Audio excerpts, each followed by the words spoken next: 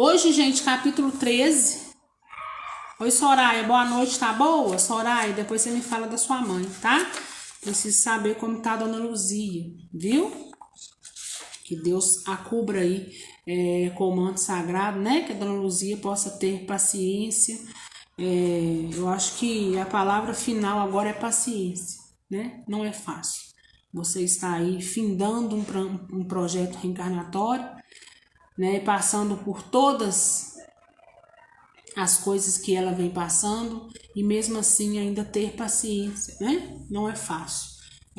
Do mesmo modo, né? Ao nascer não é fácil, mas o retorno também às vezes é doloroso, né? Mas ela está sendo assistida, ela não está sem assistência e isso é que importa, viu?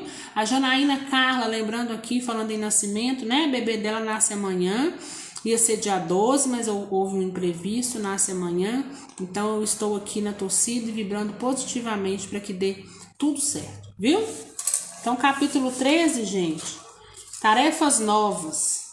Então depois de Eveline e Ernesto passar lá, né? Por aquela espécie de culto, de missa, e escutar os ensinamentos, né? Daquele nosso irmão que estava do lado de lá. À frente da palestra, né, vem agora tarefas novas. Então, capítulo 3. A gente vai fazendo a leitura e aí a gente vai fazendo as considerações necessárias, tá? Oi, Graça, boa noite, tá boa? Tarefas novas. Fundamente sensibilizado com as apreciações ouvidas no templo, Eveline e Ernesto solicitaram admissão à caravana socorrista que o irmão Cláudio presidia em visita semanal à região dos companheiros perturbados e sofredores. Então aí, né? Tanto Evelina como Ernesto, né? Pedem aí permissão para que eles possam ir com o irmão Cláudio, onde? Lá no lugar onde todo mundo gosta de ouvir, né? E nem todo mundo quer estar, né? Nas zonas umbralinas. Aquele mesmo amigo do Instituto de Ciências do Espírito atendeu-lhes o pedido com simpatia e benevolência. E mais alguns dias passados, vamos encontrar os dois amigos integrando o operoso conjunto de serviço que passava então ao número de 8 pessoas, 5 homens e 3 mulheres, entre as quais se achava a irmã Celusa Tamburini. Na peregrinação de fraternidade, a equipe descia na direção do vale extensíssimo, destinando-se especialmente naquele dia ao culto do Evangelho no lar de Ambrósio e Priscila, casal que desempenhava o encargo de guardiães, dentre os muitos sediados na fronteira que assinala os pontos iniciais da zona conflagrada pelas projeções mentais dos irmãos em desequilíbrio. Então, ou seja, né, aquela peregrinação ali iria levar àqueles o evangelho no lar. Embora a gente saiba que é difícil, né? Gente, o trabalho dos socorristas é árduo, sabe? Um socorrista precisa ter, sobretudo, muita paciência, muita persistência, né? Porque às vezes eles vão ali 1, 2, 3, 10 vezes e quase que, às vezes pelo estado em que aquelas mentes se encontram, não surte efeito. Mas eles continuam ali, perseverando, né? Fazendo o seu trabalho, fazendo aquilo que depende deles. Então, se depende de mim estar até um determinado lugar, levando uma determinada palavra, ainda que não surta efeito, né? Eu ainda preciso continuar. Porque o dia que surtir efeito em um que seja, né? A missão já terá valido a pena. E aí, com o tempo, começa a surtir, sim, efeito em mais, né, espíritos. Mas de início é muito complicado, né? a gente conseguir arrebatar eles, né? Conseguir arrebatar muita gente. Vão pela perseverança mesmo, né? Todos os dias fazendo chamado, todos os dias fazendo chamado, até que aquele, né, que tem consegue um determinado entendimento, uma luz se acender, né, possa então ser socorrido. Então, logo se lhes descortinou mais ampla faixa da paisagem, Ernesto e Evelina não conseguiam sopitar as expressões de assombro. Então, Evelina agora mais Ernesto começa a ver coisa nova, né? E ficam aí assombrados. Até então eles estavam em um ambiente hospitalar, né? Já com permissão para andar aos arredores, não ir tão longe, mas eles começam a avançar. E olha quanto tempo tem isso, né? Nós já estamos aí no capítulo 13, e tá que passa dias e dias e dias, né? Por isso a gente fala, né? Dê seu ente tempo, ele precisa de tempo para digerir tudo, né? Densa névoa, a patentear-se por diversas tonalidades de cinza, barrava a província em toda a linha divisória. Pela primeira vez, enxergaram nos céus máquinas voadoras que se dirigiam da cidade para o território sombrio, semelhantes a grandes borboletas silenciosas, refletindo o sol que lhes punha à mostra as asas, como que estruturadas em pedaços de arco-íris. Nada mais do que uma espécie de aeróbus, né? Fantine desfechou para logo uma indagação a que Cláudio respondeu satisfeito. São aparelhos volantes em que viajam comissões de trabalho em tarefas de identificação e assistência. A região é tão grande assim? Imagine um deserto planetário com muitas sesmarias diárias, marginadas por cidades ordeiras e prósperas, e terá a exata noção do que nos ocorre aqui. E esses viajantes, através do ar, desencarnados como estão, acaso não lograriam seguir adiante sem esses engenhos, usando o poder de volitação que lhe é próprio? O chefe sorriu e ponderou. Então, o que Ernesto perguntou aqui, né? Por que eles não vão até lá volitando sem necessitar desses engenhos, né? Sem necessitar dessas máquinas?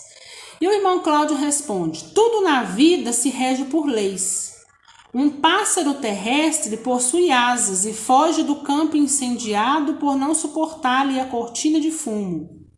Um bombeiro, a fim de penetrar numa casa invadida de fogo, veste sua roupa defensiva. E editou: achamo-nos à frente de perigosa extensão de espaço, habitado por milhares de criaturas rebeldes que constroem, à custa dos próprios pensamentos em desvario, o ambiente desolado que se nos impôs à vista. Aí, nesse mundo diferente, somos defrontados pelas mais estranhas edificações. Todas elas caricaturas dos abrigos domésticos de que os donos abusaram na experiência física. Uma verdadeira floresta de fluidos condensados, retratando as ideias e mantas, ambições e caprichos, remorsos e penitências dos moradores. Temos aí nessa faixa umbralina todo um estado anárquico em que o individualismo se desdobra na hipertrofia da liberdade sem os constrangimentos benéficos da disciplina, que nos faz realmente livres pela voluntária sujeição de nossa parte aos dispostos das leis de Deus. Então, o que ele está dizendo aqui, gente? Olha, a gente precisa desse aparato para ir até lá, porque a gente vai se defrontar com coisas ao primeira vista, perigosas, né? Então, o que a gente faz quando a gente se adentra a um local perigoso? A gente se protege, né? E eles estando ali, dentro daquela máquina, daqueles apetrechos, né?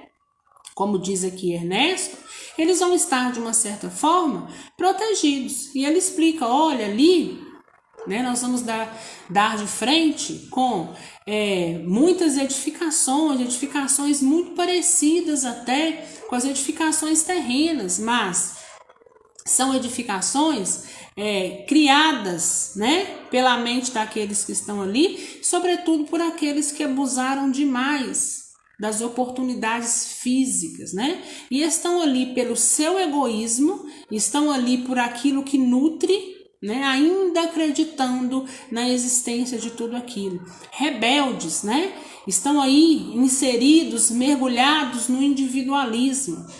E o individualismo ali é tão latente que eles esquecem até mesmo da liberdade, né? Então foi isso que ele quis dizer aí para Ernesto. E Ernesto pergunta: e por que Deus permite a formação desses quistos gigantescos de perturbação e desordem? Inquiriu Ernesto num rasgo de lógica humana. Ah, meu amigo, obtemperou o irmão Cláudio, sempre que indagamos de nossos maiores por que não interfere a divina providência no campo da inteligência corrompida no mal, a resposta invariável é que o Criador exige que essas criaturas sejam deixadas livres para escolherem o caminho de evolução que melhor lhes pareça, seja uma avenida de estrelas ou uma vereda de lama. Deus quer que todos os seus filhos tenham a própria individualidade, creiam nele como possam, conservem as inclinações e gostos mais consentâneos com seu modo de ser, trabalhem como e quando desejem e habitem onde quiserem. Somente exige com rigor que a justiça seja cumprida e respeitada. A cada um será dado segundo as suas obras. Todos receberemos nas leis da vida o que fizemos, pelo que fizermos, quanto fizermos e como fizermos. De conformidade com os preceitos divinos, podemos viver e conviver uns com os outros, consoante os padrões de escolha e afetividade que elejamos. Entretanto, em qualquer plano de consciência, do mais inferior ao mais sublime, o prejuízo ao próximo, a ofensa aos outros, a criminalidade e a ingratidão colhem dolorosos e inevitáveis reajustes na pauta dos princípios de causa e efeito que impõem amargas penas aos infratores. Somos livres para desenvolver as nossas tendências, cultivá-las e aperfeiçoá-las, mas devemos concordar com os estatutos do bem eterno, cujos artigos e parágrafos estabeleçam sejam feitas e mantidas, no bem de todos e no amparo desinteressado aos outros, as garantias do nosso próprio bem. Ou seja, né? Deus nos deixa livre para escolhermos o caminho que nós vamos trilhar. Aí a gente cai naquele princípio. Nós somos livres para plantar o que quisermos, mas nós somos prisioneiros de nossas consequências, né? Então, você é livre para trilhar o caminho que você quiser trilhar. Tudo que você fizer no seu caminho, você tem que saber que você estará sobre o crivo, né? Que ele fala aqui, que deixa eu só marcar aqui para mim não me perder, né? Pelo crivo da lei, né, que ele fala, somente exige com rigor que a justiça seja cumprida e respeitada. Então, cada um vai receber e vai ter aquilo, né, dentro da proporção do que fez, de como fez, para quem fez e de que forma foi feito tudo aquilo, né? Então, Deus ele é tão misericordioso que ele nos deixa à vontade. Qual caminho você quer trilhar? Você pode querer trilhar um caminho, uma estrada de estrelas, ou você pode então trilhar, né, aí um caminho de lama, né? Então, se dentro da sua individualidade, dentro do seu egoísmo, você quer desenvolver dessa forma, né, a gente respeita o seu livre-arbítrio, mas as consequências são devidas a todos nós. Então, por isso que a gente tem que ter ainda mais um olhar de mais atenção, né? Um olhar aí mais sublime, às vezes, para nós mesmos, com a nossa conduta, com aquilo que a gente faz não só para a gente, mas para o outro, porque nós vamos receber em troca. E receber o bom ou o ruim depende daquilo que nós trilhamos e fizemos aí no decorrer da nossa trajetória. Atingindo a orla escura da esquisita povoação que começava, aqui e além surgiam criaturas andrajosas e alheadas. Não se podia afirmar fossem criaturas análogas aos mendigos de alguma praça terrena em penúria. Esse ou aquele habitante do imenso arrabalde davam a ideia de pessoas que o orgulho ou a indiferença tornavam espiritualmente distante.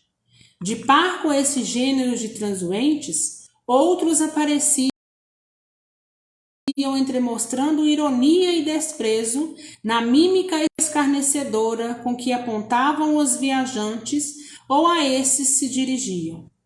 Quase todos exibiam roupas estranhas, cada qual obedecendo às condições e dignidades a que se supunham pertencer. Então, cada um tinha ali, né, apresentava um estereótipo, né, que de fato achava o melhor para ele no momento, né?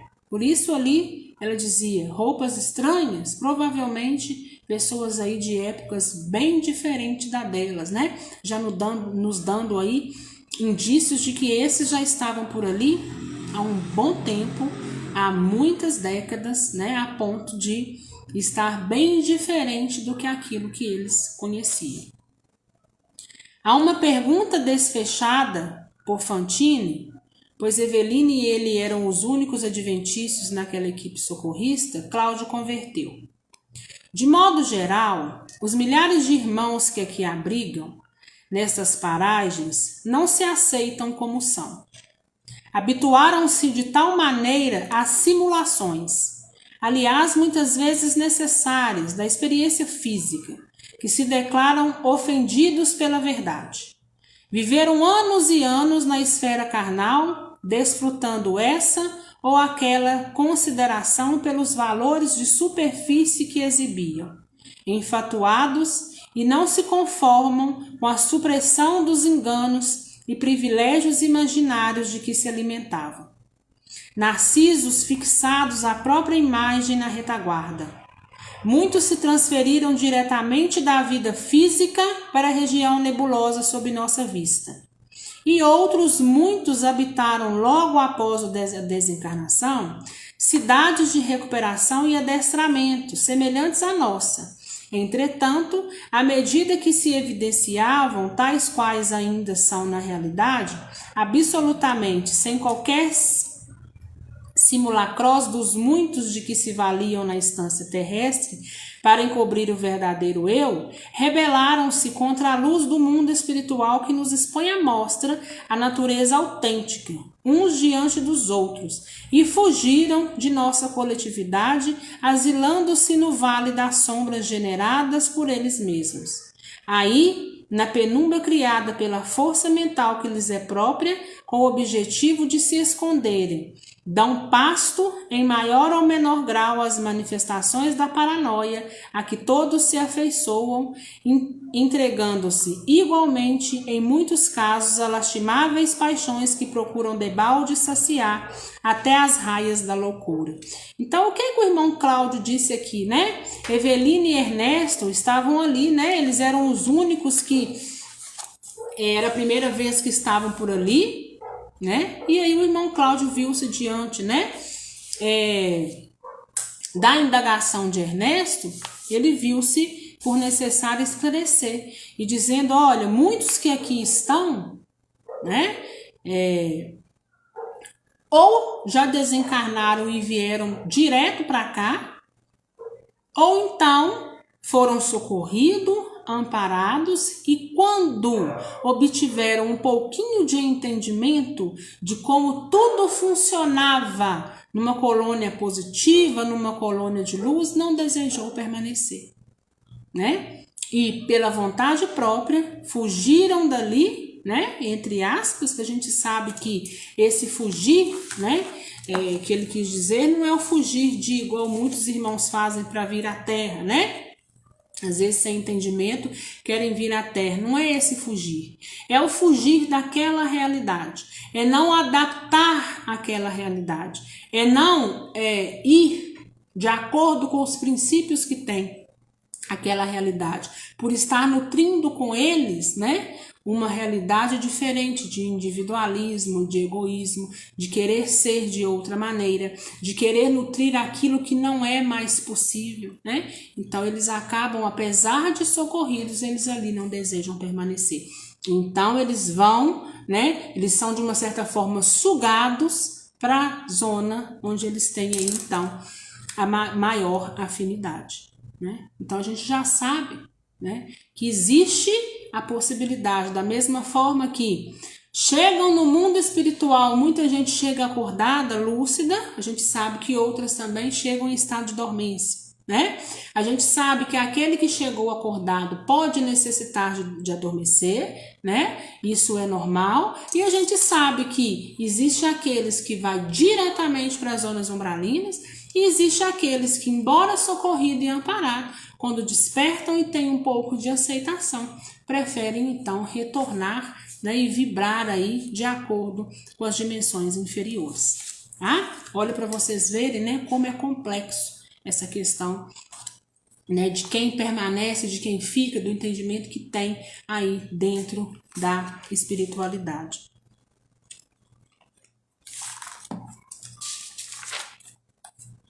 Irmão Cláudio, lembrou Evelina, o senhor já penetrou nesses sítios atingindo algum ponto distanciado da orla?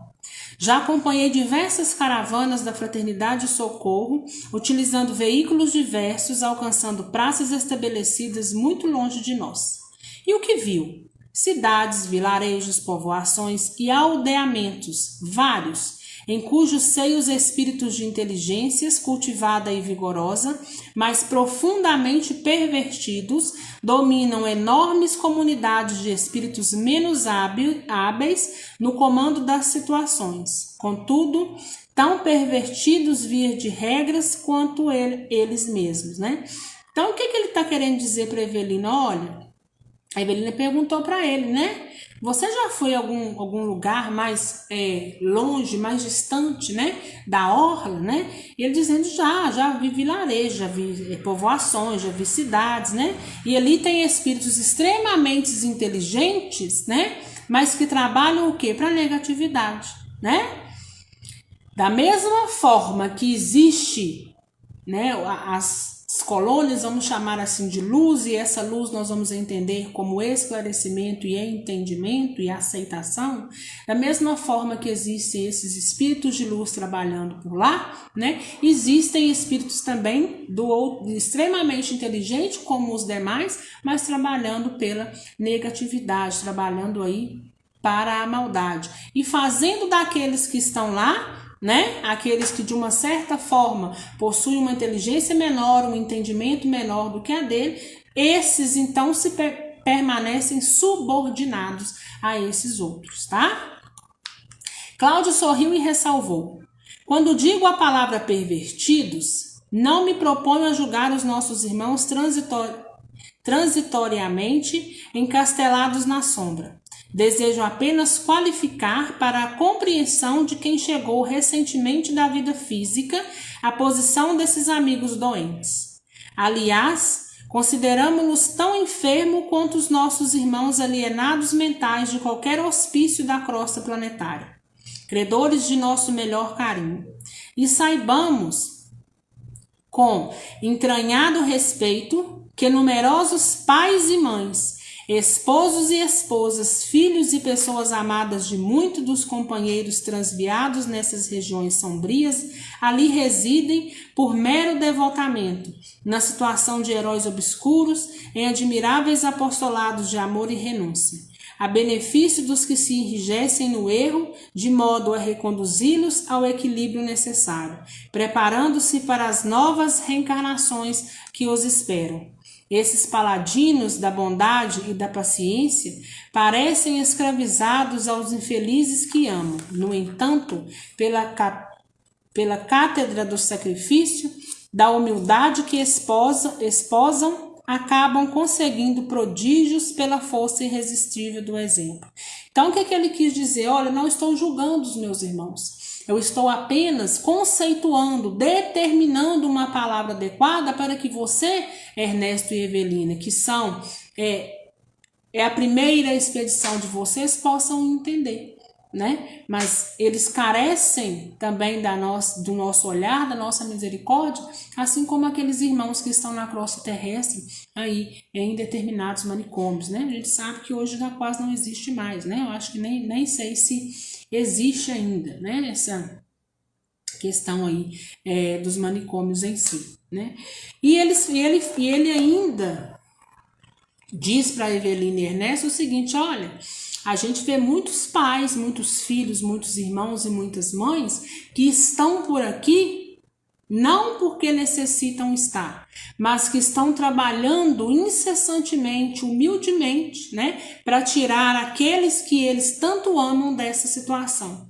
E muitas das vezes, né, apesar de ser tão penoso, apesar de ser tão difícil, eles ainda conseguem algum feito, né? Então, olha, de uma certa forma é bonito, mas de uma outra forma também é triste, né? Olha aí uma pessoa, um espírito que já desencarnou, poderia estar aí continuando o seu caminhar num lugar de muito mais equilíbrio, mas está ali tentando e fazendo com que, né, o seu ente querido possa então ser resgatado, né, renunciando à sua caminhada em prol daquele que está ali nessas zonas densa e pesada. A casa singela de Ambrósio já se debruçava à distância, quando Fantine, como quem não desejava perder o fio dos raciocínios em andamento, inquiriu ainda: Irmão Cláudio, são geralmente muitos que são resgatados pela dedicação afetiva daqueles que os tutelam nesses lugares? Sem dúvida. Todos os dias chegam às nossas casas de reajustes pequenos ou grandes magotes dos que aspiram a renovar-se. E permanecem na cidade indefinidamente? Isso não. Com poucas variantes, demoram-se conosco apenas o tempo preciso ao exame da nova reencarnação, em que regressam aos disfarces da carne, sem os quais, segundo acreditam, não conseguem seguir à frente, nas veredas da regeneração. Entre o cansaço da erraticidade nas sombras, da mente e o terror da luz espiritual que confessa não suportar sem longa preparação, suplicam o socorro da providência divina e a providência divina lhes permite a nova internação na armadura física, na qual se reocultam, lutando pela própria corrigenda e pelo burilamento próprio, encoberto transitoriamente no engenho carnal, que pouco a pouco se desgasta, pondo de novo à mostra o bem ou o mal que fizeram a si mesmos no período da encarnação.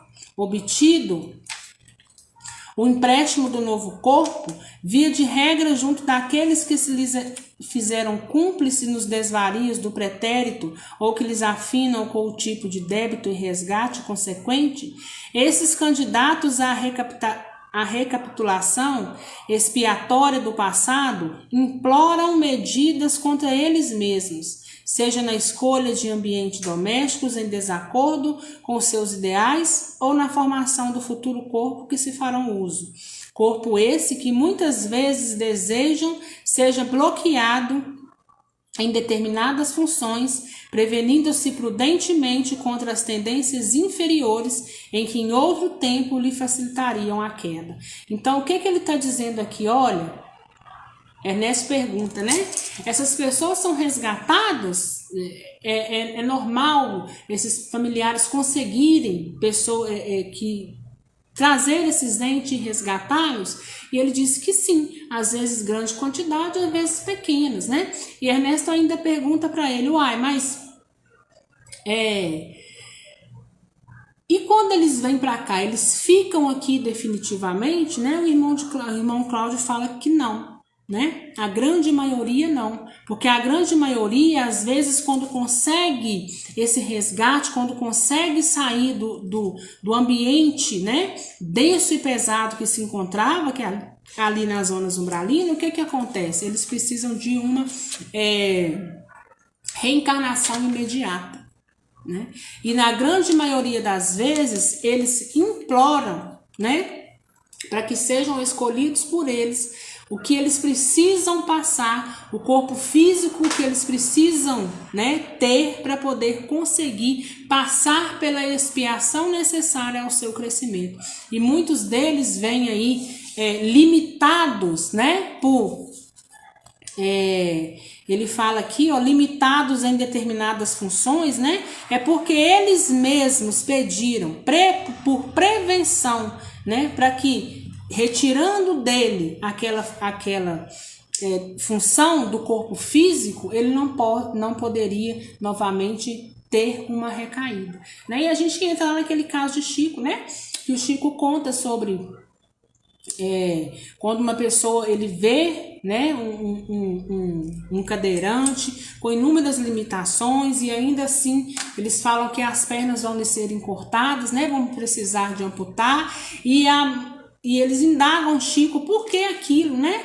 Por que ainda ele, diante de tantas limitações, ainda seria justo, né, que as pernas fossem ali amputadas? E aí Emmanuel fala para Chico, olha, diga a eles que em várias reencarnações, né, ele foi suicida aí reiteradas vezes, e nessa ele mesmo pediu que tirasse dele todas as condições que pudessem o levar ao suicídio, né? Porque ele já tinha vindo, já tinha reencarnado e ainda continuava com os mesmos pensamentos suicidas. Então, por pedido dele mesmo, né, as pernas lhe seriam então amputadas para que ele pudesse conseguir seguir essa caminhada sem se sucumbir, para que ele pudesse continuar essa caminhada aí, né, mas sem cair.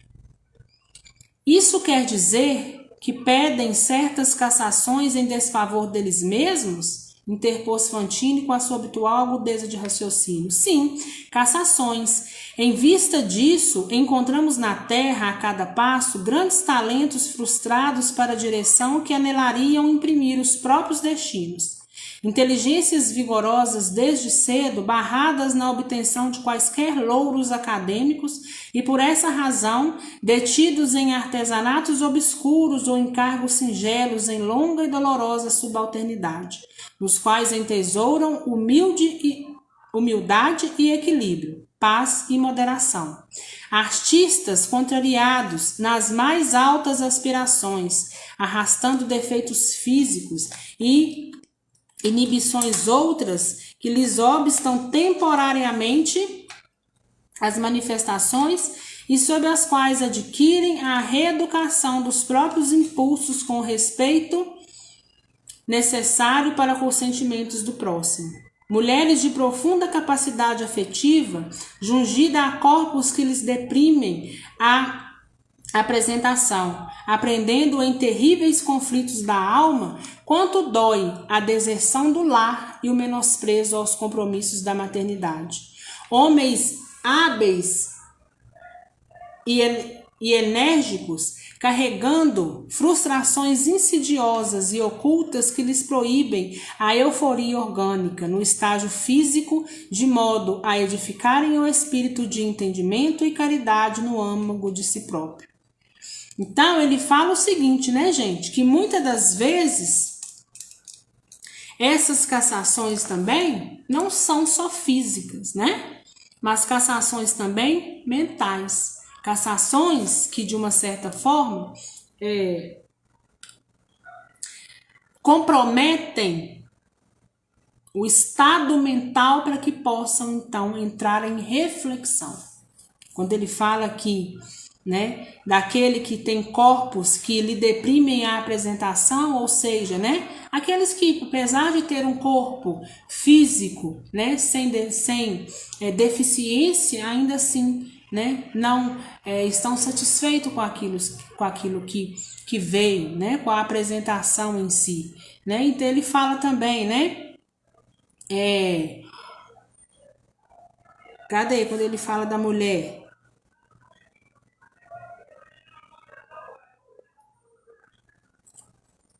Dói a deserção do lar e o menosprezo aos compromissos da maternidade, né? Então aquelas que geralmente, né, vêm e acabam, né, de uma certa forma sozinhas. Então pode ser aí que veio para poder aprender, às vezes não deu o determinado valor que precisava dar numa outra encarnação e volta nessa agora, né, impossibilitada, né, de aí determinadas faculdades, né? Então ele deixa bem claro para a gente, né, que não é só uma deficiência física e orgânica, mas também a gente vem, né, com determinados deficiência moral, né, com alguns descontentamentos. A palestra admirável, que valera por aula inesquecível no ânimo dos ouvintes, foi repentinamente interrompida pelo abraço de Ambrósio e Priscila, que aguardavam os peregrinos fora das portas. Saudações, bênçãos, votos, alegrias. O serviço religioso no lar se revestiu das características do evangelho em casa, nos domicílios cristãos da terra. Havia, porém, ali naquela tenda simples, valioso trabalho de extensão, de apoio espiritual aos amigos sofredores da vizinhança. 22 entidades, das quais 20 mulheres e 2 homens tinham vindo do grande nevoeiro próximo a fim de ouvirem a palavra do irmão Cláudio, entremostrando anseios de tranquilidade e transformação. Desdobraram-se as tarefas nos moldes das reuniões evangélicas do mundo, suplementadas pela conhecida orientação espírita cristã, portadora da interpretação respeitosa, mas livre dos ensinamentos do Senhor. Na fase terminal, passes de conforto e mensagens de esclarecimento, advertência e ternura. Ocasião de serviços repontaram do quadro para Ernesto e Evelina, que por designação do orientador suavizaram os padecimentos de 2 das irmãs visitantes e se cobriram de lágrimas depois dos comentários ouvidos. Toda a equipe se dedicava à conversação edificante, às despedidas, acompanhando os frequentadores humildes da sementeira evangélica fora da casa, quando emergido da névoa compacto grupo de espíritos zombeteiros e dementados apareceu. Explodiram impropérios, entremeados de vaias e ditos chulos. Prevenindo especialmente os 2 recrutas, Cláudio avisou: não se aflijam, a ocorrência é normal. Patifes, sumam daqui. Rugiu um dos atacantes de vozeirão descomunal. Não queremos sermões, nem encomendamos conselhos. Amainando a saraivada de insultos, Cláudio tomou a palavra e falou alto sem alterar-se. Irmãos, para aqueles de vós que desejais vida nova com Jesus, somos companheiros mais íntimos desde agora. Vinde a verdadeira libertação. Unamo-nos em Cristo. Hipócritas, reagiu a mesma voz troante, seguida pelas gargalhadas irônicas de muitos. Nada temos com Jesus, mascarados. Vocês todos são iguais a nós, vestidos na capas de santarrões. Nós é que podemos chamar vocês para a liberdade. Largue as asas de barro, anjos cotós, cães enfeitados. Vocês são tão humanos quanto nós mesmos. Se são corajosos, deixem de ser burros velhos no freio da disciplina e venham ser livres como nós. Dito isso, a malta avançou sobre o grupo fraterno. Mas Cláudio, evidentemente em oração, ergueu a destra e um fio de luz cortou o pequeno espaço que isolava os agressores. A chusma de infelizes estacou aterrada. Alguns deles caíram no solo como que traumatizados por força incoercível. Outras resistiram vomitando injúrias, ao passo que outros ainda fugiam em disparada. Todavia, dentre aqueles que se mantinham de pé, um deles muito jovens, bradou com acento inesquecível: Evelina, Evelina, é você aqui? Oh, estou vivo, estamos vivos. Quero Jesus. Socorro, quero Jesus. Cláudio aqueceu compadecido. Vinde. O moço arrancou-se da quadrilha, seguiu-se na direção de Cláudio, que indicava, e em poucos momentos a senhora Serpa, trêmula e consternada, tinha diante de ti Túlio Mancini, aquele mesmo rapaz a quem amara noutro tempo e que, segundo estava convencida, havia descambado nas trevas do suicídio por sua causa. E assim nós encerramos o capítulo 13. Então vamos lá, né, gente? Olhem aí, né? Quando a gente predispõe a fazer uma coisa do bem, sempre terá, né, a maldade do outro lado, tentando fazer força contrária para que a gente não consiga atingir um determinado objetivo. Mas o que a gente faz nesse momento, né? O que o irmão Cláudio deixou claro para nós aqui? Em momentos de tantos disparates, ele se manteve em oração, né? E aquelas orações, abriu-se o clarão de luz que muitos não suportou. Uns correram, outros caíram, né? Porque de fato, quem está há muito tempo na escuridão, quando vê a luz, os olhos se ofuscam, né? E aí então, diante de tudo aquilo, Evelina encontra Túlio Mancini, aquele que um dia, lá na frente, né,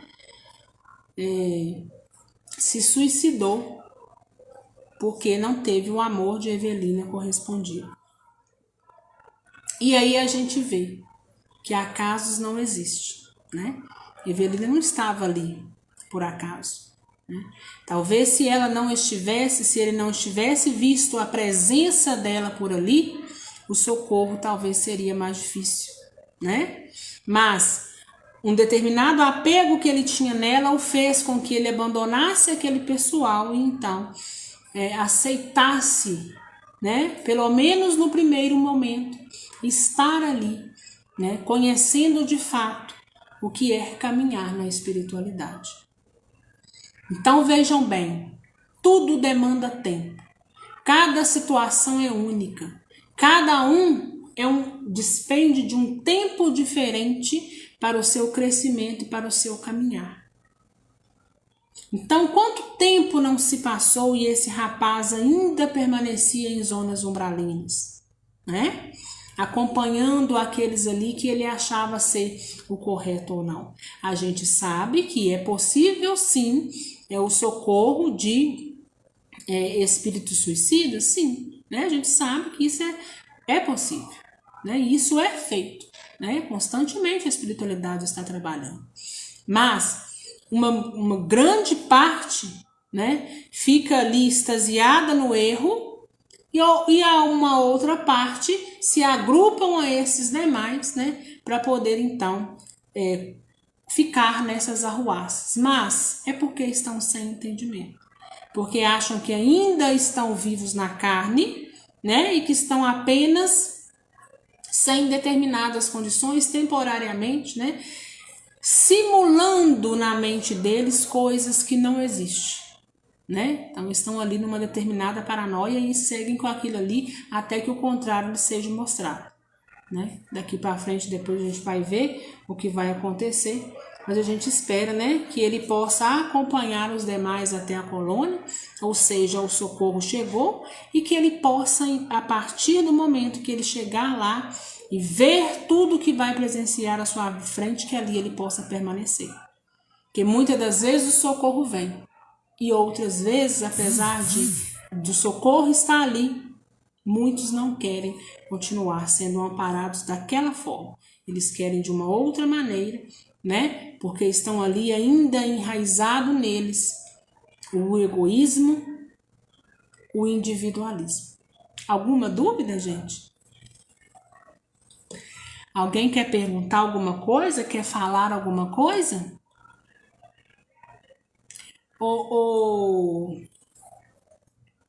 Dani, já deu os parabéns para a Liz, tá? Ana, talvez sim, né? A gente nunca pode falar por si só que todo suicídio adveio de uma outra existência, né? A gente sabe que aqueles que foram suicidas um dia, a gente sabe que eles precisam passar por um determinado tratamento, tanto no mundo espiritual, quando eles voltarem, retornarem à Terra, né? Passar por uma determinada expiação, retornar. Mas nem sempre quer dizer que o suicida de hoje foi o suicida de ontem, né? Pode ser que no caminhar, dentro aí da sua evolução, ele possa ter transgredido, ele possa ter tido uma queda, ele possa ter caído, se sucumbido. E da mesma forma nós, quem nos garante que nós algum dia também já não temos aí, né, vamos dizer assim, na nossa ficha anotado aí um suicídio, uma sucumbência, né? Então por isso a gente não pode julgar, né? Por mais complicado que seja o ato do outro aqui, não só tendo uma visão, um olhar para essa questão do suicídio, né? Mas para todas as outras, por isso que a gente não pode julgar.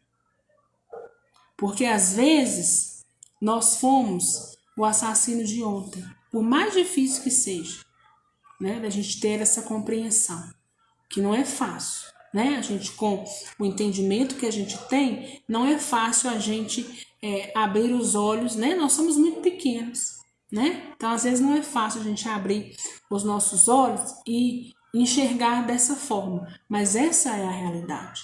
Talvez nós somos o suicida de ontem, o assassino de ontem, né? O corrupto de ontem. Às vezes nós temos tudo isso no nosso currículo, né? Mas às vezes a gente, apesar de ter tudo isso, a gente conseguiu evoluir, conseguiu ter um crescimento moral que a gente não se faz cair mais nessas searas, né? Mas quem nos garante que nós não temos, né, essas características aí intrínsecas em nós, né? Então, assim, todo o socorro vai acontecer sempre, mas muitas das vezes vai depender daquele espírito. Aquele espírito precisa estar ali dentro dele com um sentimento verdadeiro de mudança, de querer trilhar o caminho correto, de saber que ele pode cair e levantar, mas que cada vez ele precisa cair menos para precisar levantar menos também. Ele precisa ficar mais de pé do que só caindo, né? É aquela questão do nosso erro. Às vezes a gente comete um erro aqui, a gente precisa aprender, porque senão ele vai começar a acontecer reiteradas vezes no nosso caminho e a gente vai começar a cair demais. E a gente não vai obter o aprendizado que a gente precisa. Se você obteve o aprendizado, ótimo, porque se aquele problema vier, você vai conseguir passar por ele muito mais rápido, de uma maneira muito mais fácil, com um fardo muito mais leve, porque você aprendeu a lição. E aí, consequentemente, aquilo que você já aprendeu, né? Aquelas coisas que te colocam em provações, digamos assim, e você já aprendeu, essas provações começam a desaparecer.